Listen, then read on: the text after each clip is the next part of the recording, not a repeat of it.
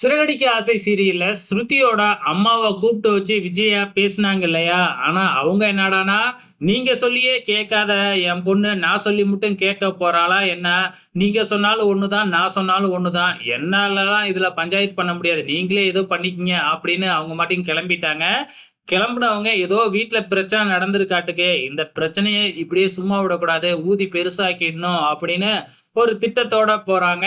இங்க ஸ்டுடியோ அதாவது வந்து இந்த டான்ஸ் கிளாஸ் இருக்கு இல்லைங்களா? பரதநாட்டிய கிளாஸ்ல, அங்க ஒரு காதல் ஜோடி வந்து சிலுமிசம் பண்ணிக்கிட்டு இருக்குங்க இல்லையா? அது என்னடான்னா தனியா ரூம்ல போயிட்டு ஏதோ சிலுமிசம் பண்ணிக்கிட்டு இருக்குங்களாட்டுக்கு.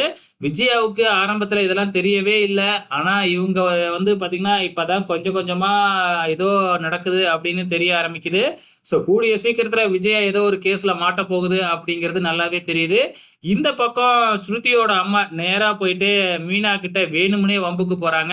இப்படி என் பொண்ண வாழ விடாம பண்ணலாம்னு நீ பிளான் பண்ணிட்டியா? எதுக்காக என் பொண்ணுகிட்ட தப்பு தப்பா நடந்துகிட்டு, அவள கைக்குள்ள போட்டுக்கிட்டு பணத்த புடுங்கலாம்னு பார்க்குறீங்களா? அப்படி இப்படின்னுவாது ஏதேதோ சொல்லிப்புட்டு கிளம்பி போயிடுறாங்க. முத்துவுக்கும் இந்த விஷயம் தெரிய வருது. நேரா மீனாவ அழைச்சுக்கிட்டு வீட்டுக்கு வந்து, நம்ம ரோஹிணி கிட்ட சண்டை பிடிக்கிறதுக்காக ரோஹிணியோட சாரி மீ நம்ம ஸ்ருதி கிட்ட சண்டை பிடிக்கிறதுக்காக ஸ்ருதியோட ரூமுக்குள்ள போயிட்டு அங்க பயங்கரமா சண்டை நடக்குது.